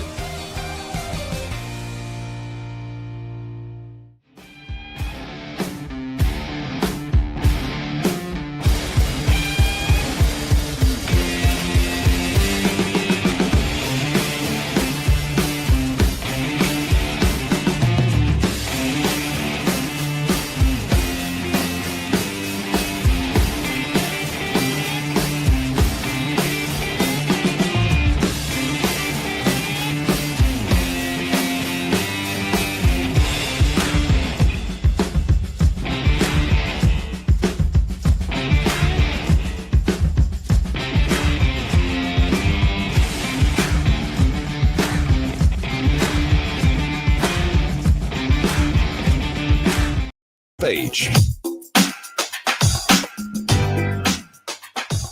All right, welcome back, everybody. It is Sports Daily here. Boy, just looking at this stuff, Tommy, this is going to be an interesting exercise. I have not dug in yet. Usually, immediately following the July 4th holiday weekend or whenever it falls is when I really start to dig in and dial into NFL stuff. And maybe it's like getting ready for fantasy football or whatever, where I start really deep diving rosters and doing all that stuff. And I'm having to try to do this a little bit earlier because probably tomorrow when it's a national shift, we've got 4 hours there and we're going to need to talk some NFL. So maybe this is a little appetizer to find a handful of these that I can dig into in the next 24 hours or so. But we're going to look at the win totals out right now. And are there any screaming values one way or the other on these? Before we do that, if you want to win some HTO, you can do that right now. Just text the keyword T to the short code 20357. You can enter this once per day. Message and data rates apply. It will get you a free cup of iced tea from either East Wichita, West Wichita, or in Derby. And you'll get that free cup of tea. Go inside. Talked to a couple coworkers who went in for the first time, and it's always the same. Like, man, I was very different than I thought. Go inside, you try them all for free. Find your favorite flavor, and then get a free cup on us here at Sports Daily. Again, that's T20357. Good luck, everybody. It's featuring two gallons for $10, by the way, today and tomorrow still. So if you're looking for beverages for the 4th of July, a nice deal there. 2 gallons, $10 while you're in there as well. All right, Tommy, we look at this. The Chiefs. Let's start with the Chiefs. I don't think the Chiefs are a screaming value one way or the other. Their win total is at 11.5. Now, if you think, they won 15 games last year, no team is more than an 11.5 right now. The 4 teams that are at 11.5 are the Bills, the Eagles, the Chiefs, and the Ravens. I'm not sure. As much as I think the Chiefs are going to be great, as much as I very much envision myself putting them through the AFC again this year, although we're not even close to making those sorts of predictions, I'm not sure that from a betting angle or anything else, just because I think the division will be a little better than it was a year ago and a little better than it has been in a while. That's what makes 12 wins a little tricky for me. If you look at the Bills, maybe, who play in a much worse division, might be a better opportunity if you were going to take that. I wouldn't do it with the Ravens because of the division they play in. And I probably wouldn't do it with the Eagles because of the division they play in either. But that's why those numbers, I would imagine, are not higher than you might think.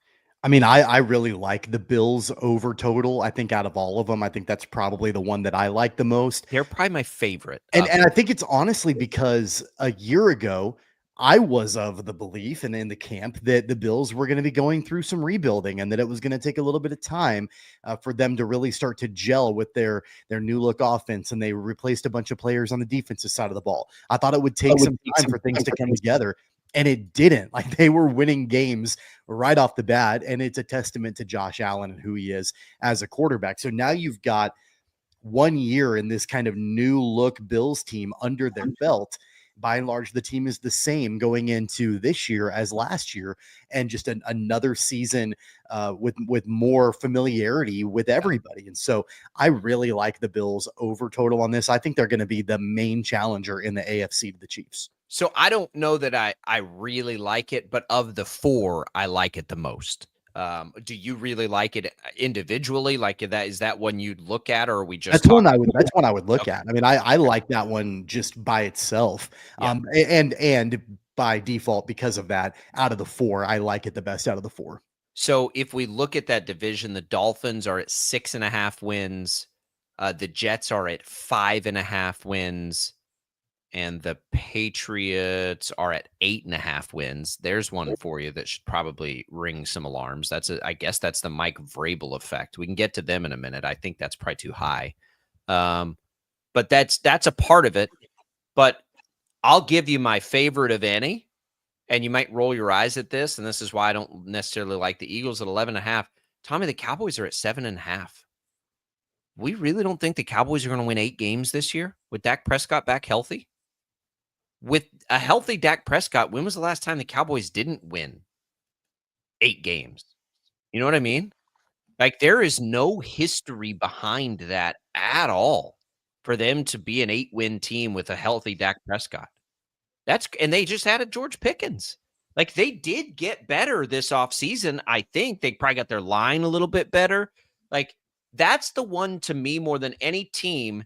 And I know I'm a Cowboys fan, off the air and everything. Like, I can't believe theirs is that low. And that's not Rose. I can't tell you the last time I liked any Cowboys bet.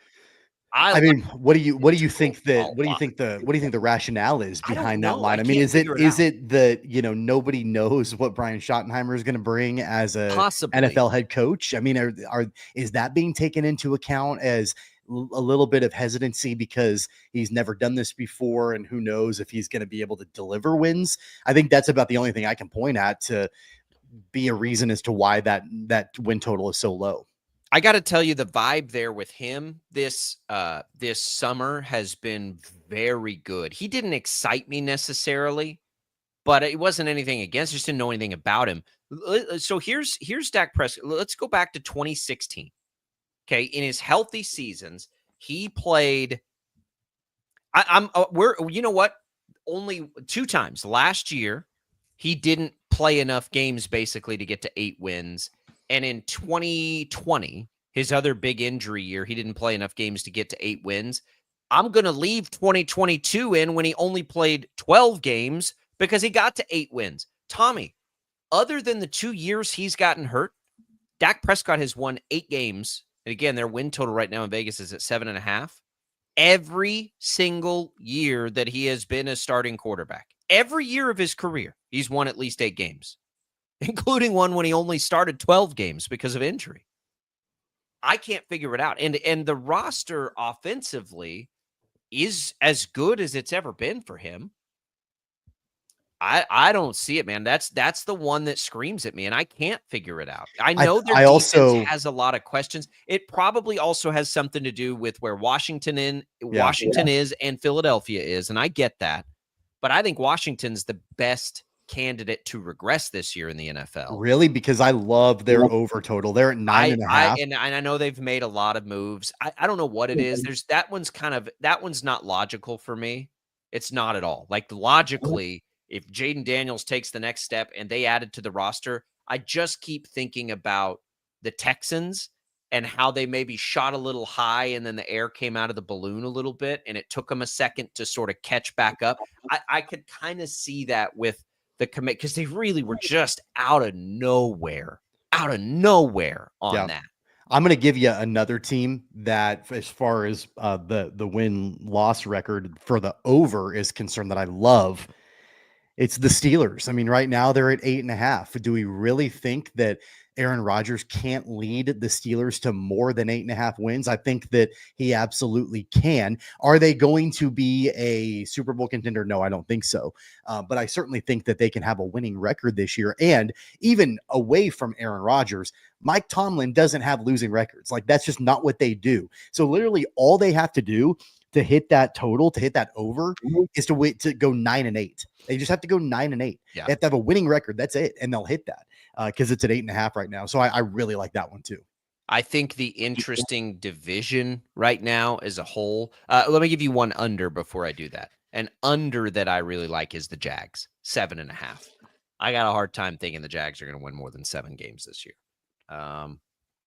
Division might help them a little bit there. It's good. They get to play the Colts, who are in that same range, a couple of times. They get to play the Titans, who are kind of rebuilding, a couple of times.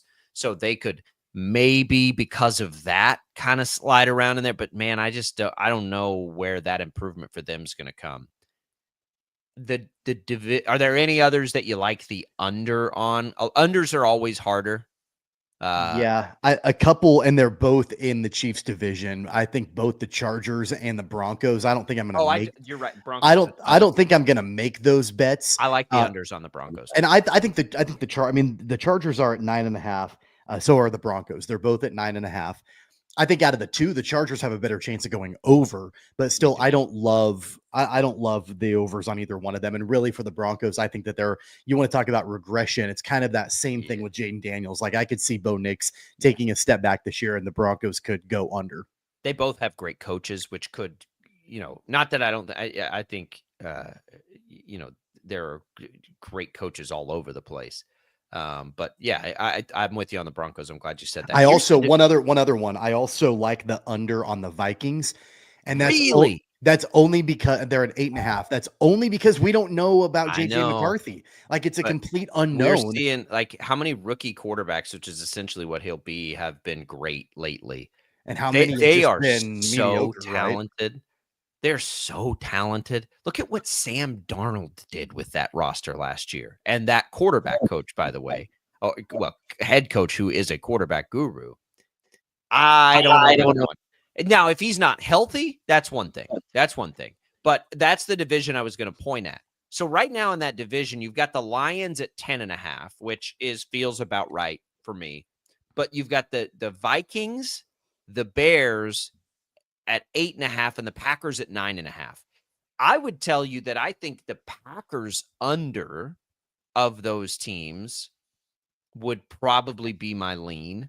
Chicago, remember Chicago did all this stuff and they brought in Ben Johnson. Chicago's a real wild card. Chicago has done, like right there with Washington, the most like headliney stuff this offseason. So they're interesting. And yeah, the Vikings are so flippin' talented on both sides of the ball. And I'm going to have our guy, Reggie Wilson, who used to work at Kwich, who's in Minnesota now doing that. I'm going to have him on tomorrow on Infinity to sort of talk about the Vikings because they've been, to me, the last like 3 off seasons, they have been one of the most fascinating wild card teams of like the possibility of outcomes are all over the place. I've always been a little fond of this particular group of players for them. So I could absolutely be, I suppose, a little bit biased in that, but I love their roster. And I thought JJ McCarthy was one of my favorite prospects in that class. So I got to be kind of in on the Vikings. we just don't know. I mean, there's literally they're unknown. There's no body of work for him as a NFL quarterback at this point. And, that's a tough deal when you when you come in as a rookie and then you miss your entire rookie season with an injury, coming back and having to figure out your way through things, never having done it before. That's the only reason why I say with the Vikings that I'm not sure that they're going to hit that over. Yeah, they're right on the line for me for sure. Atlanta's right on the line. I think that's a pretty interesting team. Seattle is at 7.5. That's another interesting under to me. They're another team I'm having a real hard time grasping what to make of. And our old friend Ariel Orsuto is going to join me tomorrow too to talk about them. Like, what is Sam Darnold like? What's the expectation there? They traded away DK Metcalf. I know they have Jackson Smith and Jigba, but Tyler Lockett's kind of old now. Like, they've gone through a lot of changes. And the problem for me with them is I'm really high on the Rams this year. I think the 49ers are a bounce back candidate in a huge way. And Arizona is one of my kind of dark horsey teams to make a run that we're not expecting, although Vegas expects it clearly. Their win total's at 8.5. So I'm not the only one with Arizona, but that's the division Seattle has to play in. They, to me, seem like the odd man out in that division. Well, I think a big reason why their total is where it is because I think people are expecting that Sam Darnold can replicate what he did in Minnesota a season ago. Well, and it's not even on him. He doesn't have the roster in Seattle that he had in Minnesota. There's no chance. Like if he plays as good as he did, just for individually speaking for Seattle as he did with the Vikings last year, that still won't be enough because he doesn't have the talent around him. I mean, you're going from Justin Jefferson to Tyler Lockett essentially at that point. Jackson Smith and Jigba, no offense to Jackson Smith. Well, and actually Tyler Lockett's not even on the team anymore. He's not even there. Right. So he's out. So you got JSN. That's mainly who you've got, for as a weapon. You had Addison and Hawkinson. Yeah, right. Exactly. Toward the end of the year, you had all these weapons. But I'm telling you, man, like this Cowboys one is throwing me. The Cowboys and the Jaguars have the same win total right now. what am I missing? You tell me. Like, what am I missing with the Cowboys? Because, and I've told you this before too, they're my favorite long odds, like their Super Bowl odds are like 60-1. They're my favorite long odds bet too. And I almost never, and I'll never make any of these bets, by the way. I don't have the patience. Well, I might make long odds Super Bowl bets. I hate over-under bets because it takes forever to see your return, and injuries play such a big part of it. Yeah, I think that there are two main similarities between the Cowboys and the Jags, which probably has to do with why their win totals are about the same. They both have quarterbacks that have been okay to good between Trevor Lawrence and Dak Prescott, but neither one has gotten that team over the hump. Good. I'm just saying, but like classifying them, like they're both, neither one of them have gotten their teams over the hump to the promised land, right? Like that's one thing that Dak Prescott and Trevor Lawrence have in common. They both also have they each have a rookie head coach coming in this year, and Brian Schottenheimer and Liam Cohen. And so I think that unknown plus two quarterbacks that have not gotten their teams over the hump all the way, that's probably a reason why you've got win totals where they are for both of those teams. I'm not a Dak Prescott apologist. I think Dak Prescott is good. I think he's above average. I think what really makes it, like, for me, and I don't think that they should have given him the second big contract. I think that was a mistake and all of these things. But his full season last year, he didn't get to play enough. 2023, Tom, I think, what did he finish? Second or third in the MVP? He was incredible in 2023. Like, Trevor Lawrence has never sniffed some of Dak Prescott's best seasons in the NFL. Like, not even close, I don't think. So I don't know. I think they end up being put in the same category because they are high profile quarterbacks that have not gotten their teams all the way.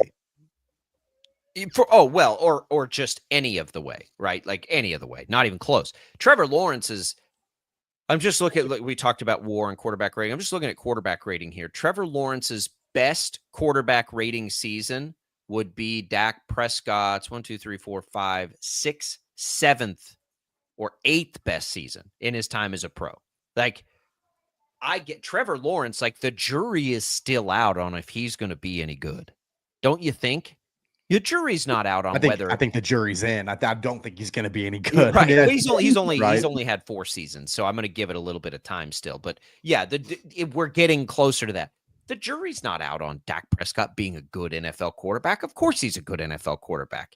He is not in like one of the elites by any means, but you can even, like, he is whatever the next rung under that group of, Allen, Patrick Mahomes, Lamar Jackson, Joe Burrow, whoever you want to put in that very upper echelon.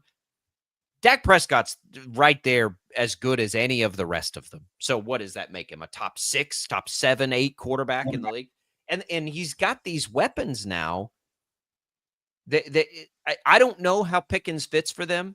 I told you that when they made the trade. I don't know if that fits Dak's style, but he's a much better player. I think it's honestly the risk of distraction that Micah Parsons is always talking. New coach Jerry Jones can't get it. All of that stuff. That's got to be the only thing. But you're telling me the Cowboys can't win 8 games next year? Go 8-9? I don't buy that for a second. All right, we'll come back. Tim Fitzgerald joins us next. We'll talk a little K-State. When we return, don't go away.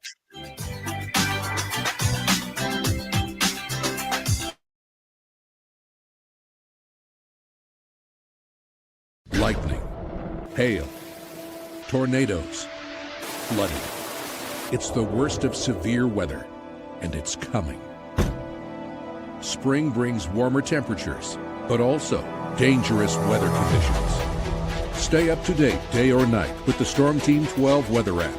You'll get accurate forecasts, so you can plan ahead and stay safe, no matter the weather. Download the Storm Team 12 weather app, brought to you by Stutzman's Greenhouse. The future of television has arrived. Next Gen TV is here with stunning video, movie theater quality sound, enhanced voice clarity, and interactive features, all upgradable for the future. Learn more at watchnextgentv.com. Sometimes people tell us, I don't get it. It's just tea. But let me tell you, we are so much more than just tea. With 20 plus flavors of sweet and unsweet iced tea, the possibilities are endless. Come on in and try them all for free to find your favorite or get us on the go for your busy lifestyle. And don't miss happy hour every day. So the next time someone tells you it's just tea, tell them to come by and find out why we say drink tea, be happy. They're not just the canvas of our imagination. They tell a story. Clouds affect the events of your day. Sometimes they growl, sometimes they inspire, but they're always the messengers of nature's mood, written in the sky. Storm Team 12 understands the language of clouds. We're dedicated to decoding their message so you know what to expect. Behind every cloud, there is a story waiting to be told. Trust Ross Jansen and Storm Team 12, alerting you first to the impact on your life. Jim Rome here, lighting up your afternoons on The Jim Rome Show. Catch me starting at 2 on Wichita's #1 sports radio, Kansas Fan Headquarters, 97.5 and 1240 KFH.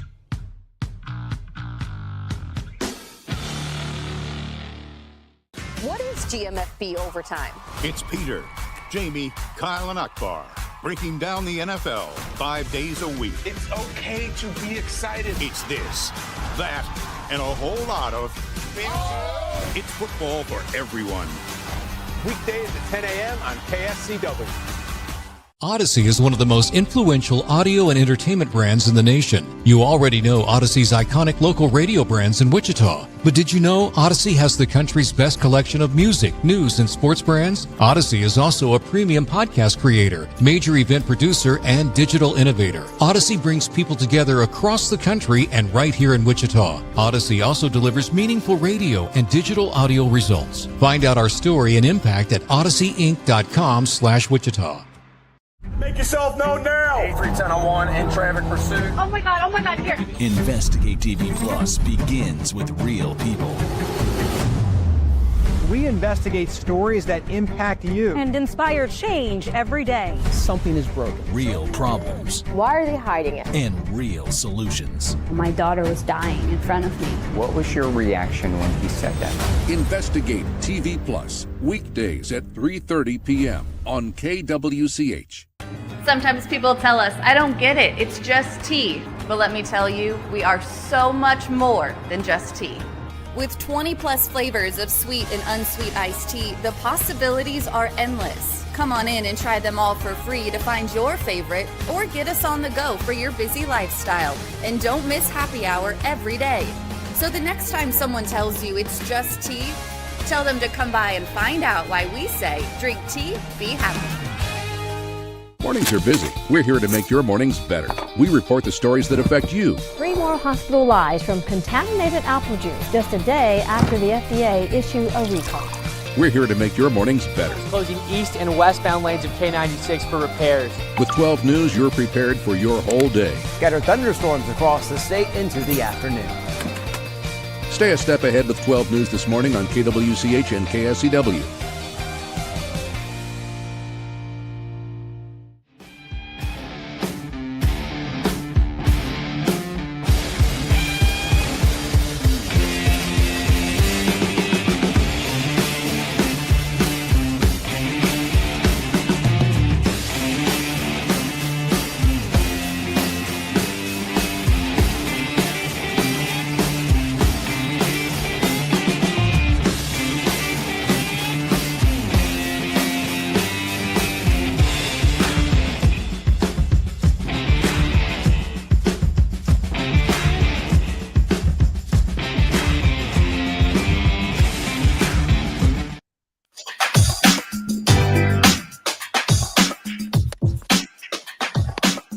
And now, digging deeper with the teams you follow, it's another Sports Daily Insider interview on KFH. All right, welcome back in, everybody. It is Sports Daily here on KFH. Jacob Albrock, Tommy Castor. We got our buddy Tim Fitzgerald. Go powercat.com. You can follow him on X at Life of Fitz. Fitz, what does July 3rd look like for you this year? For the holiday, we're kind of in a lull. Big 12 Media Days next week. Yeah. I mean, it's coming up. We'll be leaving on Monday for Arlington and or Frisco, I guess.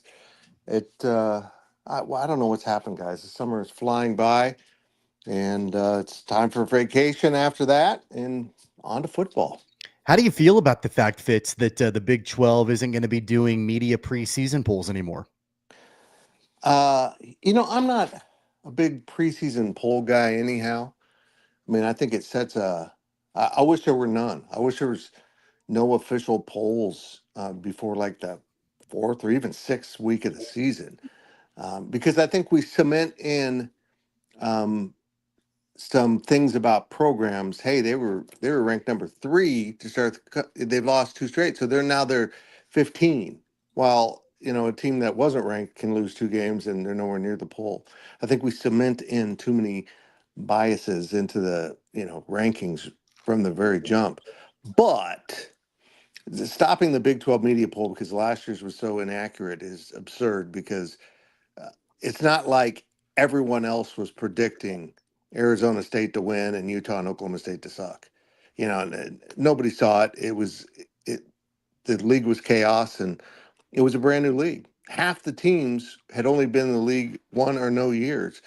And I don't think that we had a chance to really figure out how all these teams fit together into a conference and who was going to be better than others. But yeah, we're going to do our own poll at 24/7 for whatever it's worth, just for fun. Well, I don't totally agree with you on that. I think polls shouldn't have any weight when we're trying to determine, playoff stand. But as fans, and I'm not talking about this preseason poll, I'm with you. It doesn't really matter that much. But like the AP top 25, for instance, if we went into week 1 of the college football season, let's say, and there wasn't an AP top 25, we had no top 25. I legitimately think that would hurt the viewing experience, and it would hurt like the networks to be able to hype up certain games.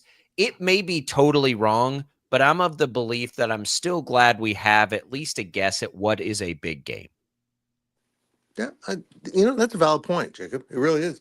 And probably why we'll never be rid of polls and their influence because of the marketing aspect of it. But unfortunately, I think it also, if all the voters want to put 10 SEC teams in the top 25, then everyone thinks the SEC is better all season. But maybe they don't end up that way, even close. Yeah. We got to talk K-State football a little bit here, Fitz, and really the big development over the last week. Ian Premer doesn't go to Kansas State, doesn't go to Kansas either. He picks Notre Dame over both the in-state schools, and I think Iowa State was the other team that was in the running for him. But he ends up going to Notre Dame, the number 1 potential player coming out of the state of Kansas. I don't know about you. I was surprised by the Notre Dame selection. I thought that he would have ended up at least at one of the Kansas schools, and it really did look like it was trending K-State towards the end. Yeah, I think even Notre Dame thought it was trending K-State at the end. I was really surprised, but being a tight end at Notre Dame's a big deal. I wish him luck.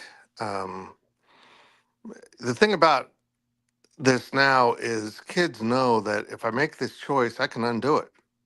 I can, and it didn't used to be that way. There was a weight with choosing a school that if you wanted to transfer, you had to sit out a year. And now kids are just free to say, okay, I'm gonna start with Notre Dame, but maybe that doesn't work and I can just bounce back to somewhere else. I think he's going to thrive at Notre Dame, but if he doesn't, he can always undo his decision, which is kind of a sense of freedom for these young players, and deservedly so. They should be able to move about as they want. Yeah, I mean, that do you take that as a knock on K-State at all on what they've got? I take it as tight ends. I haven't talked to Ian Premer. Notre Dame is a great opportunity, but man, like K-State is going to be loaded at tight end for the next 5 years. Yeah, and ironically, they didn't really need a tight end in this class. He was just so good they wanted him. Right. Yeah. I mean, they've got 5 tight ends that, if you put Lincoln Cure in, that will play this season, and only one of them's a senior. So I think there's a kind of a bottleneck too in that tight end room. But boy, he's a good one, and we'll see if he he thrives at Notre Dame, but he also knows he can always come home to one of those three Big 12 institutions and be close to home because they all wanted him. And he did a marvelous job as keeping his cards close to the vest and not really tipping anyone. And what we thought was going to happen was based on some indications, but it didn't break down that way. There's an article that came out just a few hours ago from the Topeka Capital Journal that I didn't know about this. I feel like this has kind of been, at least for me, a little bit under the radar, talking about in-state football prospects and how for this year, at least in this recruiting cycle, Kansas State has only landed 2 of the top 15 prospect state, and Kansas has landed 8 of the top 10 and 6 of the top 14. In your opinion, is there anything there, or is that just a kind of a fluky thing that's happened this year? Yeah, a little bit fluky, but Lance Leipold knew he needed to change the conversation around recruiting in Kansas. So they've applied, some of their, before NIL change, they applied a lot of that. And we'll see if, spending money solves this problem. But they've done a great job in the state of Kansas. And if money talks, and then they got the job done. I don't think K-State was overly worried. They really didn't like, I don't want to say it that way. They didn't see much in the state that they wanted. But Dunnigan and Premier were definitely those guys, along with those offensive linemen. So they've had great success getting players to go to KU, and we'll see if that pans out in the long run. Fitz, I want to ask you about Avery Johnson. We were just talking about, some bet stuff. I just kind of started looking at some of that for football. I saw it yesterday come out, the Heisman odds. Arch Manning is a heavy favorite, which seems like a crazy bet to me, but whatever, I get it. Avery Johnson's at 50-1. He'd probably be somewhere in the top 30-ish guys. Do you think there are any, like, how crazy does that seem? Like, talent-wise, is there a world where he could put together that kind of season, do you think? Yeah, I do. I don't know if he's ready to put that together. I think he's going to be better this year, but that might be something to come in his senior season. But if you're really good and you're on we had a Boise State running back almost won it last year. So it's there's an opportunity there, but boy, you have to be elite and your team has to basically be undefeated. Well, we're now at a point where, July 1 has come and gone, and the House settlement has taken effect as far as revenue sharing and all the different changes in college athletics. Are you seeing, I know it's only been a couple of days, but are you seeing any trickle down effect or anything with Kansas State, or any new developments as far as what this House settlement means for college athletics for the university, or is that more down the road? That's more down the road, and I think it's going to come down to this new College Sports Commission actually enforcing rules, and not just against the smaller schools. It's the second they hammer an LSU or Tennessee or one of those schools, Georgia, Alabama, Ohio State, for violation, will be great for college sports. It will be. They have to put some teeth back into the rules, and if they don't, these schools are just going to start cheating, just like they did before the open market of NIL hit, when anyone could spend money, and buying players wasn't illegal, basically. It should have been, but it wasn't. And now it will be again, with the rev share having to be the generator or legitimate NIL opportunities. So I think the cheating is just going to start up again. The under the table cash will be flowing again. And if this organization doesn't stop that, we'll be right back to where we were before. Yeah, we just had Kevin Saul, Wichita State's athletic director, in yesterday. And I brought up the NIL, like the clearinghouse, like what are the chances it gets challenged? And he admitted, like, it could very easily and probably will get challenged. What do you think with all of this thing? Because this is going to give us a better probably runway to what we all want, but it is going to get challenged.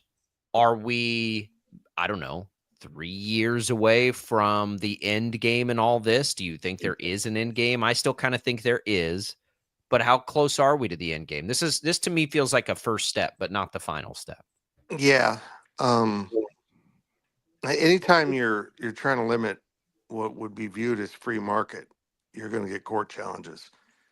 Uh, the the problem is without a collective bargaining and all that, there's no protections here for the NCAA institutions.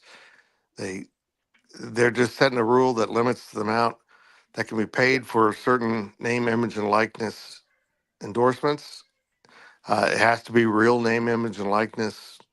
Selling that off to a company, not just cash. I don't know how they're going to regulate it, guys. I don't know. What's the value of something in Kansas as opposed to South Florida? Is it the same value? It doesn't make sense to me. It would be, but it should be. I mean, I don't know. It's crazy. I don't know how this is going to work. I don't see any possible way this is going to work.